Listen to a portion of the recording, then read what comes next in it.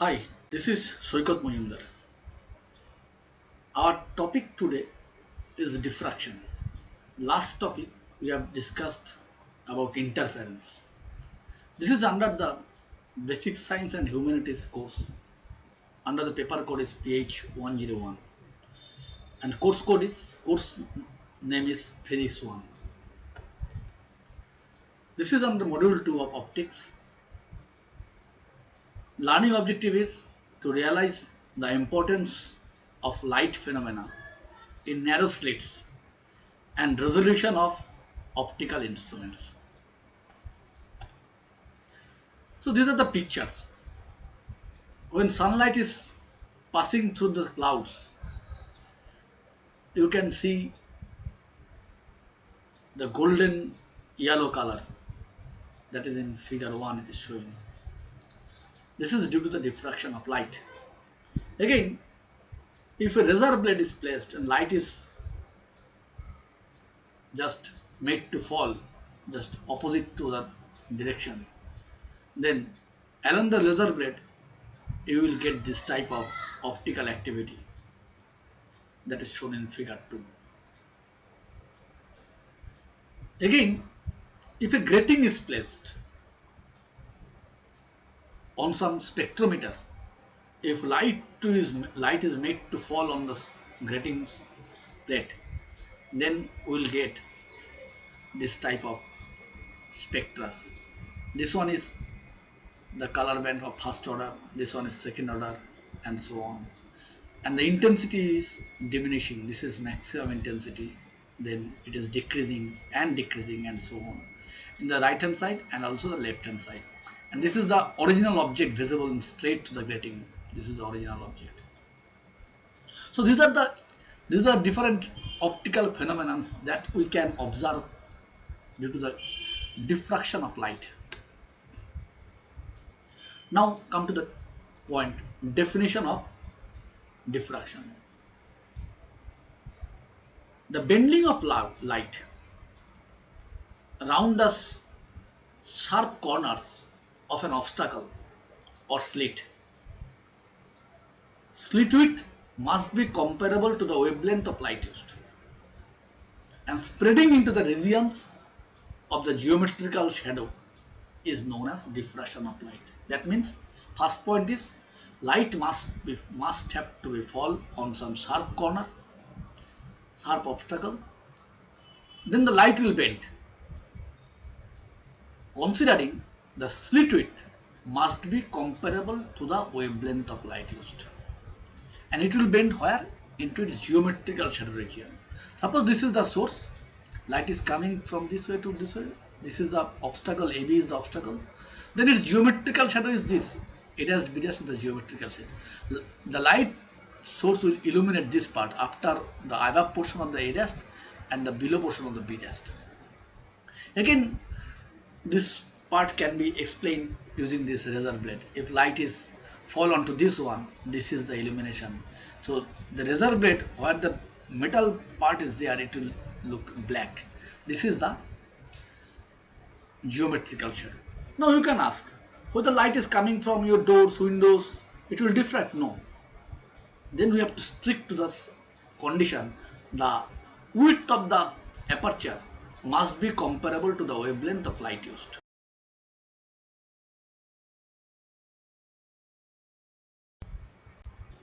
Diffraction are of two types. One is Fresnel's diffraction, another one is Fraunhofer diffraction, normally known as Fresnel type and Fraunhofer type. Fresnel type diffraction, source of light and screen are at finite distance. Here the source of light and this is the screen are at finite distance. The incident wavefront is either spherical or cylindrical, and in Fresnel diffraction no lenses are used. It is actually a complicated type of diffraction. Next one is Fraunhofer diffraction.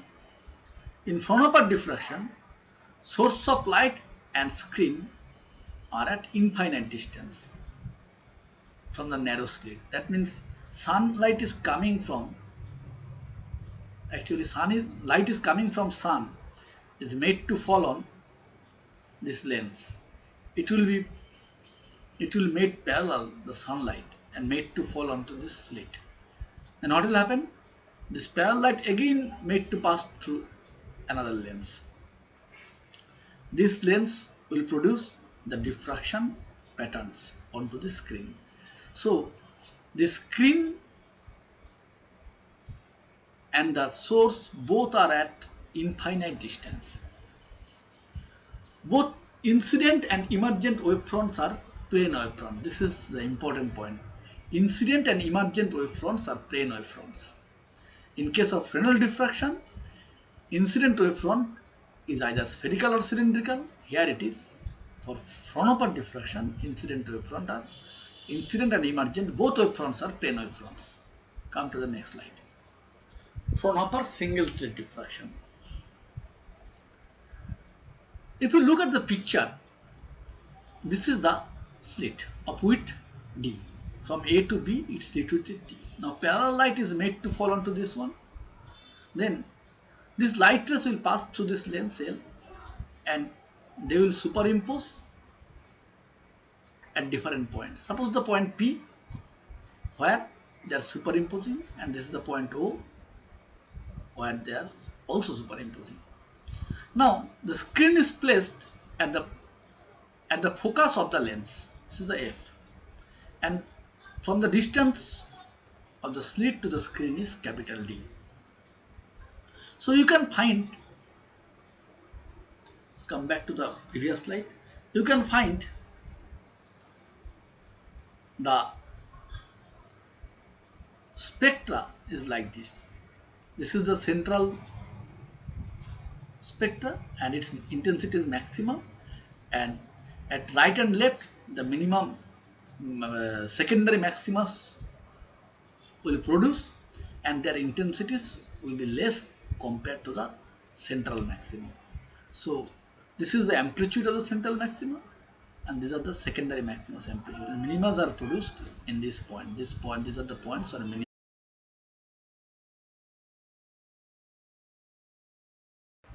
Characteristics of Fraunhofer single slit diffraction. Point wise, I can say a central bright maxima at O, followed by alternate secondary maxima and minima on either side. This is the central maxima, then secondary maxima, minima, then minima on either sides. The width of central maxima is twice of a secondary maxima. This is the width of central maxima is twice of the secondary maxima. The intensity of secondary maxima goes on decreasing with the increase in the order of maxima. As the order increases, the intensity of the secondary maxima decreasing. Now, intensity of single slit diffraction. We can calculate the intensity I is equal to I naught sine square beta by beta square, where the term beta is equal to pi d sine theta by lambda. D is the slit width, lambda is the wavelength of light used. Theta is the angle of bending. You can come back to the slide. Here theta is the angle of, this is the theta, the angle of bending. So angle through which the light is bent. Now I naught is the maximum intensity at theta is equal to 0, as sine theta tending to 0, sine beta by beta, it becomes 1. We can show you in central maximum calculation. When theta is equal to 0, beta is equal to 0, limit beta tends to 0, sine beta by beta is equal to 1. Thus I is equal to I dot. Secondary maxima, the combining the solution, sine beta is equal to plus 1 and sine beta is equal to minus 1. We can write a simpler form. Beta is equal to sine beta plus 1 means sine 90 degree. That means n is equal to 0 means pi by 2, n is equal to 1 means 3 pi by 2, and so on. So sine beta is equal to minus 1. So combining this, we can write beta is equal to 2n plus minus 1 pi by 2. Now beta is equal to, this is the beta, pi d sine theta by lambda. So putting this one, we can find out d sine theta is equal to 2n plus minus 1 lambda by 2. So this is the condition of the secondary maxima. First order and other maxima will produce at, there is minima I am discussing later. This is 3 pi by 2, then 5 pi by 2, 7 pi by 2, and so on. At the left hand side also 3 pi by 2, 5 pi by 2, 5 pi by 2, and 7 pi by 2. The intensity of the first order secondary maxima I1 is equal to, putting this value, I0 sine square beta, beta means 3 pi by 2, then 3 pi by 2 whole square is equal to I0 by 22. Second order secondary maxima, putting 5 pi by 2, beta is equal to 5 pi by 2, I2 becomes I0 by 62. So it is evident that the intensity is decreasing from central maxima toward the first order second order maxima. It is decreasing in Fraunhofer single slit diffraction. Now what the minima will form? Now sine beta is equal to 0. What the minima will form? If beta is equal to sine beta 0, then I will be 0. I will be 0. So then sine n pi. But n is equal to 0. Already we have used it for central maxima. So n will start from 1. Plus minus 1, plus minus 2, plus minus 3, and so on. So beta becomes, so sine beta 0 minus sine n pi. So beta is equal to n pi. So beta means pi d sine theta by lambda is equal to n pi. Thus d sine theta is equal to n lambda. So this is the condition for the secondary minimum. So this is how the diffraction pattern is produced. This is the central maxima with maximum intensity. First order secondary maxima, its intensity is decreasing by I0 by 22. Then secondary maxima, second order secondary maxima, its intensity decreasing by I0 by 62, and so on. Come to the next slide. Position of secondary maxima by graphical method. To do this, we will differentiate the expression of intensity I with respect to beta, and we will put di by d beta is equal to 0. So I, as we know, I is equal to I0 sine square beta by beta square. So after differentiating, we will get tan beta by beta. Tan beta is equal to beta. This equation gives the position of maxima. Here there are two equations, y is equal to tan beta, another one is equal to y is equal to beta. We will plot, this is the y is equal to tan beta and this one is y is equal to beta. So the intersecting points of y is equal to tan beta and y is equal to beta will give us the first order second order maximum.